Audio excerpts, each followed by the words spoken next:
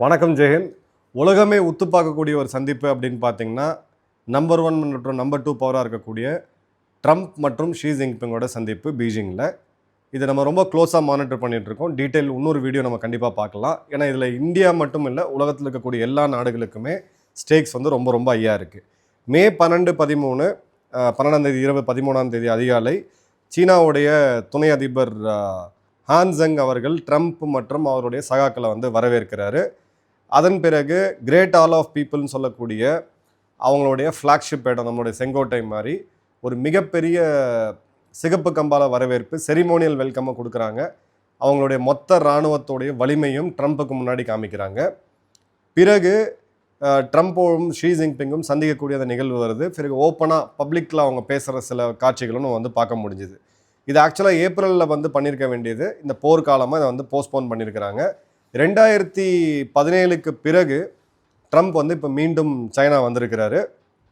ரொம்ப முக்கியமாக பார்க்க வேண்டியது அவங்களுடைய வெளியுறவுத்துறை அமைச்சர் மார்க்கோ ரூபியோ, பாதுகாப்புத்துறை அமைச்சர் பீட்டர் ஹெக்ஸெட், அவங்களுடைய மிக முக்கியமான டாப் நிறுவனங்களுடைய சிஇஓஸ் எலான் மஸ்க், ஆப்பிள் நிறுவனத்தோட டிம் குக், என்விடியா நிறுவனத்தோட ஜென்சன் மற்றும் பல பேர், சிட்டி குரூப்போட ஜேன் ஃப்ரெசர், இவங்க எல்லாமே போயிருக்கிறாங்க. சைனீஸ் சைடில் பார்த்தீங்கன்னா வாங்கி அவங்களுடைய ஃபாரின் மினிஸ்டர், ஜெங் ஷான்ஜே அவங்களுடைய பிளானிங் ஹெட்டு, டாங் ஜுன் அவங்களுடைய டிஃபென்ஸ் மினிஸ்டர், அதன் பிறகு ஷி ஜின்பிங் அப்படின்றது. இதில் ஷி ஜின்பிங் சொன்ன ஒரு மிக மிக முக்கியமான ஒரு வார்த்தை இப்போ உலகத்தோட மொத்த கவர்னத்தையுமே ஈர்த்திருக்கு. அது என்ன அப்படின்னு பார்த்தீங்கன்னா துசைடட் ஸ்ட்ராப் அப்படின்றது. இதை பற்றி நம்ம டீட்டெயிலாக பேசுவோம். இது ஏன் அப்படின்றத பார்க்கலாம். இப்போது உலக நாடுகள் போரை ஃபேஸ் பண்ணும்போது, சைபர் அட்டாக் ஃபேஸ் பண்ணும்போது, இல்லை ஒரு டிஸ்ட்ரப்ஷனை ஃபேஸ் பண்ணும்போது நம்ம எல்லாருமே நினைக்கிறது அந்த அரசாங்கத்தை வந்து பாதிக்கும், ஸ்டாக் மார்க்கெட்டை பாதிக்கும் அப்படின்ட்டு. பட் ரியாலிட்டியில் நம்ம பார்த்தீங்கன்னா தனி மனிதர்களான நம்மளோட எல்லாரோட வாழ்க்கையுமே பாதிக்கப்படும். விலைவாசி உயர்வை ஏற்றமாக இருக்கட்டும், இல்லை நம்மளுடைய போட்ட முதலீடுகள் அதோடைய ரிட்டர்ன்ஸ் கம்மியாக வரதா இருக்கட்டும், இல்லை வேலையின்மையாக இருக்கட்டும், இல்லை ஒரு அன்சர்டனிட்டியாக இருக்கட்டும், இந்த மாதிரி போன்ற விஷயங்கள் நம்மளுடைய எல்லாருடைய லைஃப்பும் பாதிக்குது அப்படின்றது தான் இன்றைக்கி இருக்கக்கூடிய நிதர்சனம். அன்சர்டன் ஈவெண்ட்ஸ் திடீர்னு ஒரு எச்சரிக்கை இல்லாமல் தான் வரும். இப்போ ஹண்டா வைரஸ் அவுட் பிரேக்காக இருக்கட்டும், எங்கேயோ போயிட்டு இருந்த கப்பல், 2008 ஃபினான்ஷியல் கிரைசிஸாக இருக்கட்டும், கோவிடாக இருக்கட்டும், இல்லை ஒரு ரோடு ஆக்சிடெண்ட்டாக இருக்கட்டும், இந்த மாதிரியான ஒரு சம்பவங்கள் சொல்லிட்டு வர்றது கிடையாது. இது வந்து சடனாக நம்ம வாழ்க்கையில் வந்து நடக்கக்கூடிய ஒரு விஷயம். இதில் பெரிய ப்ராப்ளம் என்னன்னு பார்த்தீங்கன்னா, குடும்பங்கள் இந்த எமர்ஜென்சி வந்த பிறகு தான் அதோட தாக்கத்தோடைய சீரியஸ்னஸை உணர்வாங்க. இப்போ நம்மளுடைய ஹெல்த் எமர்ஜென்சி, ஒரு ஸ்ட்ரோக்காக இருக்கட்டும், இல்லை ஒரு ரோடு ஆக்சிடெண்ட்டாக இருக்கட்டும், இல்லை ஒரு ஹார்ட் இஷ்யூவாக இருக்கட்டும், ஏதோ ஒரு சர்ஜரி, இந்த டைமில் எமர்ஜென்சிக்கு பிறகு தான் அந்த குடும்பங்கள் இந்த லட்சக்கணக்கில் பில் வரும்போது தான் அதோட தாக்கத்தை உணர்வாங்க.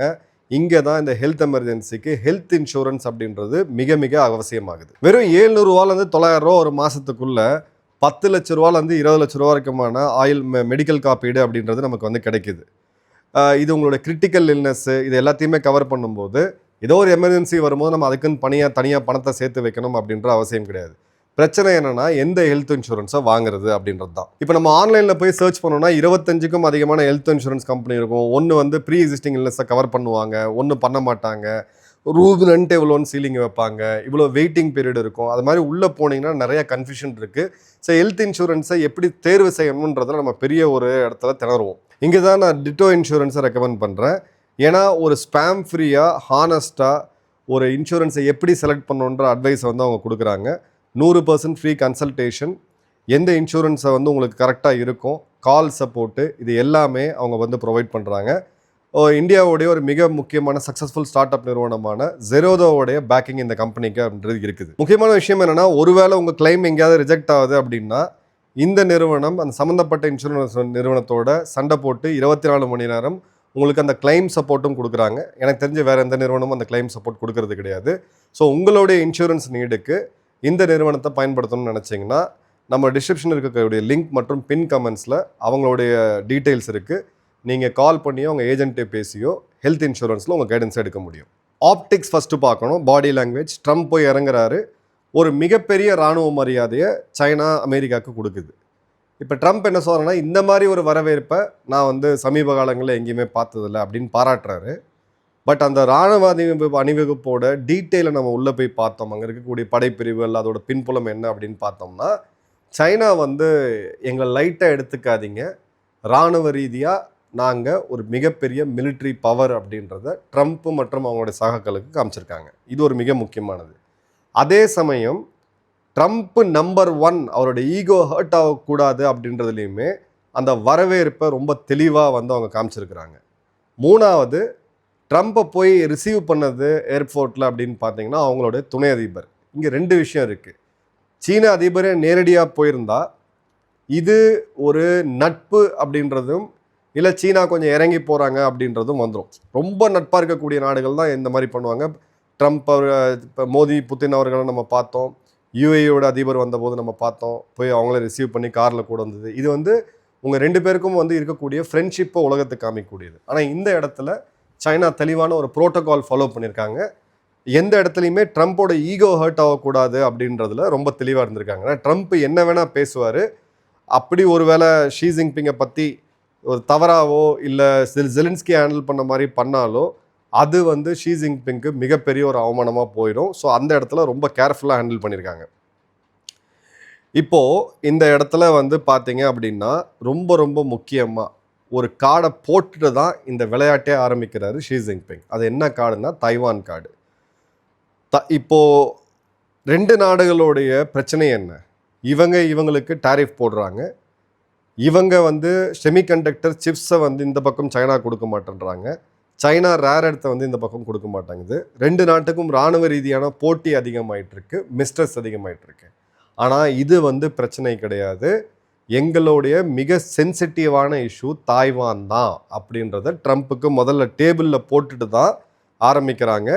இந்த இடத்துல ஏதாவது தவறான முடிவுகள் எடுத்தால் அது ரொம்ப பயங்கரமாகவும், அதே மாதிரி பார்த்தீங்க அப்படின்னா 2 நாடுகள் நேருக்கு நேர் போருக்கு வரத்துக்கான வாய்ப்பு கூட இருக்குது. அப்போது தாய்வான் எங்களுடைய நான் நெகோஷியபிள் அப்படின்றத ட்ரம்ப்புக்கு மற்றும் உலகத்துக்கு ஷி ஜின்பிங்க்கு சொல்கிறாரு. அதே மாதிரி தாய்வானை நான் கைப்பற்றியே தீருவேன் அப்படின்றதுலையும் ஷி ஜின்பிங்கு தன்னுடைய நாட்டு மக்களுக்கு அது சொல்கிறாப்புல. இல்லை 2 மெசேஜ் இருக்குது. ஒன்று டொமஸ்டிக் ஆடியன்ஸுக்கு, இன்னொன்று வெளியில். அதே மாதிரி பார்த்தீங்க அப்படின்னா பீஜிங்கோடைய இந்த ஸ்டார்ட் அப்படின்றது அவங்க லாங் டேர்ம் கோலை வைக்கிறாங்க. ஷார்ட் டேர்மாக பார்த்தீங்கன்னா ஈரான் வார் முடியணும். ஏன்னா அங்கே தான் சைனாக்கு அதிகமான ப்ரெஷர் இருக்குது. அதே மாதிரியான பார்த்தீங்கன்னா ஜப்பானுடைய புது பெண் பிரதமர் தைகச்சி அவர்களுடைய ஸ்டாண்டு, தாய்வானுக்கு ஆதரவாக நிற்கிறது ஒரு இராணுவ கூட்டமைப்பு. இதை வந்து ஜப்பான் வந்து பின்வாங்கணும். அதே மாதிரி பார்த்தீங்கன்னா லாங் டேர்மாக தாய்வானுக்கு அமெரிக்கா ஆயுதங்கள் கொடுக்கக்கூடாது. இந்த இடத்துல சைனாவுடைய கிரிட்டிக்கல் மினரல் த்ரெட்டை நம்ம ரொம்ப முக்கியமாக கவனிக்கணும். அதன் பிறகு தான் அமெரிக்கா இவங்க மேலே போட்ட அந்த டாரிஃபை நிறுத்தி வைக்கிறாங்க தற்காலிகமாக. ஸோ இந்த இடத்துல யூஎஸோட லாங்குவேஜ் வந்து நாட் சப்போர்ட்டிங் தாய்வான் அப்படின்றதுலேருந்து அப்போசிங் இட் அப்படின்ற மாதிரி வேணும் அப்படின்றது தான் அவங்க எதிர்பார்ப்பு. பட் அது அமெரிக்கா சொல்ல மாட்டாங்கன்றது என்னோட நம்பிக்கை. அமெரிக்காவை பொறுத்த வரைக்கும் இந்த இடத்துக்கு வரத்துக்கு முன்னாடி 6 உத்தரவாதங்கள் 6 அஷூரன்சஸ் அப்படின்ற பாலிசியை தாய்வானுக்கு கொடுத்தாரு. அதன்படி $14 பில்லியன் இந்திய மதிப்புப்படி எடுத்திங்கன்னா கிட்டத்தட்ட 14,000 கோடி மதிப்புள்ள 1,40,000 கோடி மதிப்புள்ள ஆயுதங்களை உங்களுக்கு வழங்குறதுக்கு அந்த கொடுத்துட்டு தான் அந்த அறிவிப்பை அந்த ஒப்புதலை கொடுத்துட்டு தான் இங்கே வரார் அவர். அதே மாதிரி பார்த்தீங்க அப்படின்னா இந்த இடத்துல அமெரிக்காவுடைய தாய்வான் ஆதரவாளர்கள், இவங்க காங்கிரஸில் இருக்கக்கூடிய முக்கியமான அதிகாரிகள் என்ன சொன்னாங்கன்னா, எம்பிஸ் என்ன சொன்னாங்கன்னா, இந்த வெப்பன் சேலை ஒரு டெலிவரியை கொடுத்துட்டு அதுக்கப்புறம் போய் பேசுவோம். ஸோ தாய்வானை பற்றி சைனாவை பேக் ஃபுட்டில் போடுவோம்ட்டு இங்கே தான் அமெரிக்கா கொஞ்சம் தவறியிருக்காங்க. அந்த மாதிரி போயிருந்தாங்க அப்படின்னா தாய்வானோடைய இடத்துல அமெரிக்கா உறுதியாக இருக்குன்ற மெசேஜ் ஷி ஜின்பிங்க்கு போயிருக்கும். அதே மாதிரி பார்த்தீங்க அப்படின்னா பீஜிங் இப்போ சொல்கிறது ஓகே குவைட்டாக இப்போ நீங்கள் ஓப்பனாக அனௌன்ஸ் பண்ணிட்டீங்க, ஓகே இதுக்கு மேலேயாவது தாய்வானுக்கு ஆயுதங்கள் கொடுக்காம இருங்க அப்படின்றதும். அதே மாதிரி பார்த்தீங்க அப்படின்னா தாய்வானுடைய வெளியுறவு அமைச்சர் லின் சியாலங் அப்படின்னு சொல்லும்போது அமெரிக்காவுடைய பாலிசியை என்னதான் அழுத்தம் கொடுத்தாலும் சைனாவால் மாற்ற முடியாது அப்படின்னு சொல்லிட்டு அவர் வந்து ஒரு நம்பிக்கை தெரிவிக்கிறார். இப்போ என்னோட ஒரு அனாலிசிஸ், நம்மளுடைய நண்பர் சவுந்தர் அவர்கள் அவர் வந்து ஒரு அனாலிசிஸ் கொடுத்துருந்தாரு. அதுபடி எடுத்தீங்க அப்படின்னா சைனா வந்து தாய்வானை ஒரு ஸ்ட்ராட்டஜிக் ப்ரைஸாக ட்ரீட் பண்ணுறாங்க. அதாவது இந்த போர் நிறுத்தத்துக்கு நான் உதவுறேன், ஈரானை நான் கட்டாயப்படுத்துகிறேன், ஈரானுக்கு உண்டான உதவிகளை நான் கட் பண்ணுறேன், ரேர் எர்த் மினரல்ஸ் வேணுமா அதையும் நான் வந்து சப்ளை என்ஷூர் பண்ணுறேன், ட்ரேடை வந்து நம்ம பார்த்துக்கலாம், ஆனால் அதுக்கு பதிலாக நீ வந்து தாய்வானுக்கு சப்போர்ட் பண்ணாத. ஸோ அடுத்த பிளாட்டரில் இருக்கக்கூடிய உணவு அப்படின்றது தாய்வான் தான் அப்படின்றது அவருடைய வாதம். இந்த இடத்துல அமெரிக்கா பண்ணக்கூடியது இது வந்து எக்கனாமிக்கு டீல் மேக்கிங், ட்ரம்ப்போட ஃபேவரட் இது டீல் மேக்கிங்ன்றது அதில் எடுத்துகிட்டு போகிறாங்க. இந்த அசிமெட்ரி வந்து டேஞ்சரஸ்ஸு. ஏன்னா அமெரிக்கா இங்கே செக்கர்ஸ் ப்ளே பண்ணுறாங்க, சைனா இங்கே செஸ் ப்ளே பண்ணிகிட்டு இருக்காங்க. இப்போ இந்த இடத்துல நம்ம ஈரானை பார்ப்போம். இந்த இடத்துல இந்த சப்மிட் ஆரம்பிக்கிறதுக்கு கொஞ்ச நாள் முன்னாடி 14ஆம் தேதி இது ஆரம்பிக்குது. 6ஆம் தேதி ஈரானுடைய வெளியுறவுத்துறை அமைச்சர் அங்கே இருந்தார். அதன் பிறகு சைனா வந்து ஈரானுக்கு எதிரான சில இண்டிகேஷன்ஸை வந்து கொடுத்தாங்க, பப்ளிக்காகவே கொடுத்தாங்க, இந்த மாதிரி தாக்குதல் நடத்தக்கூடாது கப்பல்கள் மேலே அப்படின்லாம். ஸோ இப்போது யூஎஸ் வந்து என்ன சொல்கிறாங்க பார்த்தீங்கன்னா, சைனா கிட்ட இந்த போரை சீக்கிரம் முடிக்கணும், ஈரான் பின்வாங்கணும், இந்த போரை முடிக்கிறதுக்கான ரெஸ்பான்சிபிலிட்டி உங்களுக்கும் இருக்குது, ஏன்னா இதனால் அதிகமாக பாதிக்கப்படக்கூடியது நீங்கள் தான் அப்படின்றது. அதே மாதிரி அமெரிக்கா ஒரு மெசேஜை கொடுக்குறாங்க. என்னென்னு பார்த்தீங்கன்னா, டிம் குக்காக இருக்கட்டும், இல்லை எலான் மஸ்காக இருக்கட்டும், இவங்கெல்லாம் கூட்டிகிட்டு போகும்போது இவ்வளோ பேர் டெக்னாலஜி எங்கிட்ட தான் இருக்குது, ஏஐ எங்கிட்ட தான் இருக்குது, செமிகண்டக்டர் எங்கிட்ட தான் இருக்குது, சிப்ஸ், அட்வான்ஸ் சிப்ஸ் எங்கிட்ட தான் இருக்குது. இந்த 4 உனக்கு வேணும்னா நான் வந்து செகண்ட் இன் கமாண்டை கூட்டிகிட்டு வரல, எல்லாத்தோட தலைவர்களை கூப்பிட்டு வந்திருக்கேன், இப்போவே இந்த ஸ்பாட்லேயே வந்து ஒப்பந்தம் போடுவோம், நான் சொல்கிறத நீ செய்யணும் அப்படின்ற அந்த அதிகாரத்தை வந்து சைனாவுக்கு வந்து ட்ரம்ப் வந்து காமிக்கிறார்.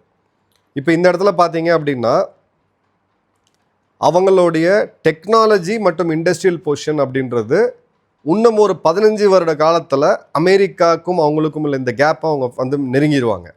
பல இடங்களில் அவங்க ஃபார் எக்ஸாம்பிள் ஹைப்பர்சானிக் ரக ஏவுகணைகளில் அமெரிக்காவை விட சைனா பெட்டராக இருக்குது. பட் இந்த 15 வருஷம் கேப் வரைக்கும் இதை அப்படியே மெயின்டைன் பண்ணணும் அப்படின்றது தான் அவங்களோட இது.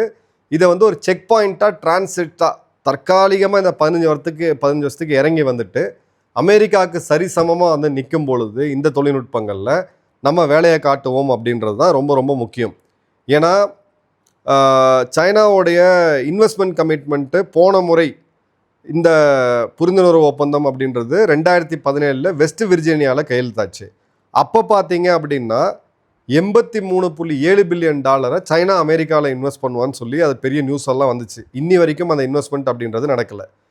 சைனா கிட்ட இருக்கக்கூடிய லீவரேஜ் என்னென்னா, உலகத்தோடைய 61% குளோபலோடைய அரிவகை கனிமங்கள் சைனா கிட்ட தான் இருக்குது.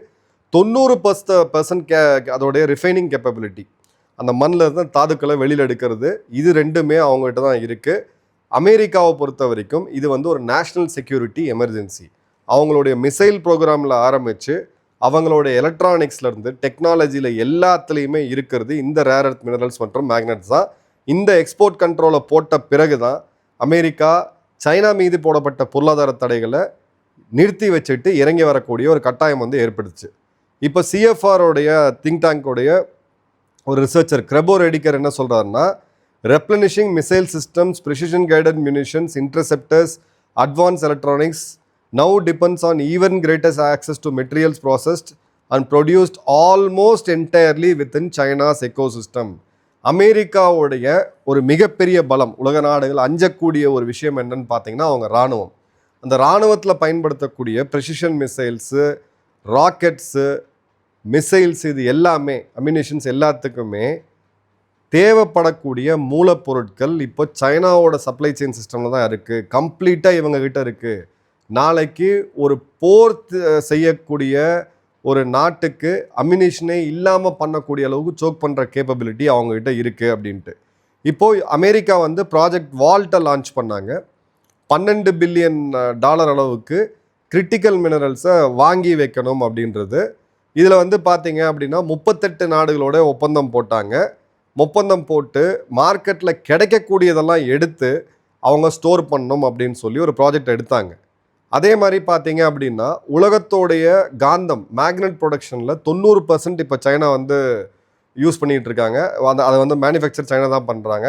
இப்போ உதாரணத்துக்கு F-35 எடுத்திங்கன்னா அதில் பயன்படுத்தக்கூடிய பெர்மனன்ட் மேக்னெட் அப்படின்றதும் கைடட் மிசைல்ஸு, சப்மெரைன்ஸு, ஏன் நம்ம பயன்படுத்தக்கூடிய கார், எலக்ட்ரிக் வெஹிக்கிள் கார்லேருந்து எல்லாத்துலேயுமே இந்த மேக்னெட் அப்படின்றது தேவை. இப்போது ஃபார்ச்சூன் மேகசினோட ஹெட்லைன் அவங்க என்ன சொல்கிறாங்கன்னா, Trump things he is flying to Beijing with leverage. China spent 6 years making sure he doesn't have any. ஒரு பெரிய ஒரு அட்வான்டேஜோட எங்கிட்ட தான் எல்லாமே இருக்குன்ற நினப்பில் சைனாவுக்கு போகிறாரு ட்ரம்ப்பு. ஆனால் 6 வருடமாக இதுக்காக உழைச்சி பிளான் பண்ணி ட்ரம்ப்புக்கிட்ட இருக்கக்கூடிய எந்த லீவரேஜுமே இல்லாமல் பண்ணிருச்சு சைனா அப்படின்றது தான். இப்போது எலான் மஸ்காக இருக்கட்டும், ஒரு பெரிய ஒரு மார்க்கெட் இருக்குது, டெஸ்லாவுக்கு ஒரு பெரிய மார்க்கெட் இருக்குது சைனாவில். டெஸ்லாவுடைய ஷாங்காய் கிகா ஃபேக்ட்ரி அப்படின்றது குளோபல் ப்ரொடக்ஷனுக்கு ரொம்ப ரொம்ப முக்கியமானது. என்விடியா நிறுவனம் ஜென்சன் அவர்கள் போனது அப்படின்னு பார்த்தீங்கன்னா அது லாஸ்ட் மினிட்டு, இந்த ஷெடியூல்லே கிடையாது. ட்ரம்ப் அவர்கள் நேரடியாக ஃபோன் பண்ணி கூப்பிட்ருக்காரு அப்படின்னு பார்க்குறோம். ஏன்னா சைனாக்கு ஏஐக்கு தேவைப்படக்கூடிய அந்த சிப்ஸை உருவாக்கக்கூடிய நிறுவனம் என்விடியா. ஆப்பிள் பார்த்தீங்கன்னா அவங்களுடைய மொத்த சப்ளை செயினுமே சைனாவில் தான் வச்சுருக்காங்க. கோவிடுக்கு பிறகு ஆப்பிள் தன்னுடைய ப்ரொடக்ஷனோட ஒரு பகுதியை கிட்டத்தட்ட 25% இந்தியா, குறிப்பாக தமிழ்நாட்டுக்கு மூவ் பண்ணதை நம்ம பார்த்தோம். ஸோ இதுவுமே ஒரு லீவரேஜாக அவர் பயன்படுத்த பார்க்குறாரு. அடுத்தது ஜேன் ஃப்ரேசர், சிட்டி குரூப். இதில் சைனாவோட கேபிட்டல் மார்க்கெட் இப்போ மிகப்பெரிய ஒரு ஸ்ட்ரகிள் பண்ணுது. அந்த இடத்துல முதலீடுகளை கொண்டு வரதுக்கான ஒரு மிக மிக முக்கியமான பேங்காக வந்து பார்த்திங்கன்னா சிட்டி குரூப் இருக்குது. ஸோ இவங்க இராணுவ ரீதியாக போகாமல் கிளியர் கட்டாகவே பார்த்திங்கன்னா இவங்க ஒரு பொலிட்டிக்கல் ட்ரேட் அப்ரோச்சாக அமெரிக்கா எடுத்திருக்கிறாங்க. இப்போது அதிர வைக்கக்கூடிய சில முக்கியமான இது, நம்மளுடைய நண்பர் சவுந்தர் அவர்கள் அயர்லாண்டில் இருக்கார், அவருடைய மிக முக்கியமான பாயிண்ட்ஸை நம்ம கவனிக்க வேண்டியது என்ன அப்படின்னு பார்த்தீங்கன்னா, தென் சீன கடல் பகுதியை பற்றி ட்ரம்ப் வாயவே திறக்கல, மென்ஷன் எதுவுமே இல்லை. தென் சீன கடல் பகுதிகளில் 13 நாடுகள் சைனாவால் பாதிக்கப்பட்டிருக்கு. தாய்லாந்து, பிலிப்பைன்ஸ் போன்ற நாடுகள் எல்லாமே ஆசியான் நாடுகள், ஜப்பான், தென்கொரியாவிலேருந்து இந்த நாடுகள் எல்லாமே சார்ந்திருக்கக்கூடியது, கவுண்டர் பேலன்ஸ் பண்ணக்கூடியது அமெரிக்கா அப்படின்னு சொல்லிட்டு, இனிமே இந்த நாடுகள் அமெரிக்காவை நம்ப முடியாது அப்படின்ற ஒரு கட்டத்துக்கு இப்போ தள்ளப்படுறாங்க. அதே மாதிரி சைனா நடத்திய, அதாவது அவங்க அரசாங்கமே ஸ்டேட் ஸ்பான்சர் நடத்திய சைபர் அட்டாக்ஸு பல அமெரிக்க நிறுவனங்களை பல $1 பில்லியன் பணத்தை லாஸ் பண்ண வச்சுருக்கு. இந்த சைபர் அட்டாக் பற்றி, ஏஎன்எபிள் சைபர் அட்டாக் பற்றி பார்த்தீங்கன்னா அமெரிக்கா இப்போ வரைக்கும் வாயவே திறக்கல. அவங்களுடைய நிறுவனங்கள் தாக்கப்பட்டிருக்கு, அவங்களுடைய டேட்டா திருடப்பட்டிருக்கு, கோடிக்கணக்கில் அவங்க வந்து பணத்தை இழந்திருக்கிறாங்க. ஆனால் அதை பற்றி ட்ரம்ப் வந்து வாயவே திறக்கலை. அதே மாதிரி அமெரிக்காவுடைய ஆர்டிக்கல் 5 ஆன்சூஸ் கமிட்மெண்ட் சொல்லுவாங்க. ஜப்பான், தென்கொரியா, ஆஸ்திரேலியா, பிலிப்பைன்ஸ் போன்ற அமெரிக்காவோட கூட்டாளி நாடுகளுக்கு எந்த விதமான டிஃபென்ஸ் கமிட்மெண்ட்டையும் அமெரிக்கா கொடுக்கல. 4வது, ட்ரம்ப் இதை பற்றி கண்டுக்க மாட்டுறது வேறு விஷயம். ஹாங்காங் மற்றும் ஹியூமன் ரைட்ஸ். ஜிம்மி லாய் அப்படின்ற ஒரு ஆக்டிவிஸ்ட்டை இவங்க கைது செய்து வைக்கிறாங்க. அதன் பிறகு பார்த்தீங்க அப்படின்னா ஹாங்காங் பற்றியோ இல்லை ஷிங்ஜியாங்கில் நடக்கக்கூடிய யூகர் இன இஸ்லாமியர்கள் படுகொலை பற்றியோ இவங்க வாயவே திறக்கலை. அதே மாதிரி பார்த்தீங்க அப்படின்னா வடகொரியாவை பற்றி இங்கே மென்ஷன் எதுவுமே இல்லை. ரஷ்யா உக்ரைனில் ரஷ்யாவுக்கு சைனா கொடுத்துட்டு இருக்கக்கூடிய ஆதரவு, இப்போ இந்தியா மேலே குதிக்கிறது, இந்தியா மேலே வரி போடுறது, பிளட் இன் யுவர் ஹேண்ட்ஸ், இந்த டைலாக்லாம் நம்ம பார்க்கலாம். ஸ்காட் பெசன் போடுறவங்க இங்கே பார்த்தீங்கன்னா ரஷ்யாவுக்கு அவங்க கொடுக்கக்கூடிய எதையுமே பற்றி வாயவே திறக்கல. லாஸ்ட் ரொம்ப ரொம்ப முக்கியமானது, ட்ரம்ப் எதை சொல்லி தேர்தலில் வந்தாரோ, அமெரிக்காவுடைய கலாச்சாரமே ஜோம்பி கல்ச்சர் வந்துருச்சு, ஓக் கல்ச்சர் வந்துருச்சு. மிக முக்கியமாக ஃபெனட்டல்னு சொல்லக்கூடிய இந்த ட்ரக்கு, ஃபெனட்டல் பற்றியும் பார்த்தீங்க அப்படின்னா இப்போது எந்த இடத்துலையுமே இங்கே வந்து பேசவே இல்லை. ஸோ இப்போ மார்ச் 2026 பிடபிள்யூன்னு சொல்லக்கூடிய பியூ நிறுவனம் நடத்திய அந்த சர்வேல பார்த்தீங்க அப்படின்னா சைனாவை ஹேண்டில் பண்ணுறதுக்கு ட்ரம்ப் சரியாக ஹேண்டில் பண்ணுறாரு அப்படின்னு சொல்லி ஒரு 39% பேர் தான் நம்புகிறாங்க. ஸோ இப்போ இது ஒரு பெரிய ஒரு கொஸ்டின் மார்க்கை இங்கே ஏற்படுத்துது. ஸோ இவங்க நடக்கக்கூடிய போரில் இது ஆக்சுவல் பேட்டில் அப்படின்றது அமெரிக்காவுக்கும் சைனாக்கும் மைதானமாக இருக்கக்கூடியது இப்போ பார்த்தீங்க அப்படின்னா ஈரான் மற்றும் வளைகுடா நாடுகள். ஸோ இங்கே ஒரு கிளியர் கட்டான ஒரு வெற்றி இல்லை அப்படின்ற போது 2 பேரும் அந்த G2 கான்செப்டில் தற்காலிகமாக கொஞ்சம் இணங்கி போகிறாங்க அப்படின்னா இது இந்தியாவுடைய குவாட் அலையன்ஸ்லேருந்து பல விஷயங்களை இது வந்து மாற்றி யோசிக்க வைக்குது. இந்தியா சைனா அதே மாதிரி இந்தியா அமெரிக்காவோட உறவுலையும் நிறையா கேலிப்ரேஷன்ஸ் கொண்டு வரும். இதில் இன்னொரு நல்ல விஷயம் என்ன நடக்குதுன்னு பார்த்தீங்கன்னா ஆசியான் மற்றும் அமெரிக்காவை நம்பி இருந்த பல நாடுகள் இவங்களை நம்ம நாட்டோ உட்பட, ஐரோப்பா உட்பட இப்போ வேற ஒரு குரூப்பிங்க்கு ஃபார்ம் ஆகுறாங்க. அந்த மல்டிபோலார் வேர்ல்டு நோக்கி நம்ம வேகமாக போயிட்டு இருக்கோம். ஆல்ரெடி அதில் தான் இருக்கோம். பட் அமெரிக்கா இன்னும் சில ஒரு சக்தியாக இருக்குது. இந்த வீடியோ பற்றி உங்களோட கமெண்ட்ஸ் என்னன்றதை மறக்காமல் உங்கள் தாட்ஸை கமெண்ட்டில் போடுங்க. இன்னொரு டீட்டெயில் வீடியோவோட மீண்டும் சந்திப்போம். நன்றி, வணக்கம், ஜெய்ஹிந்த்.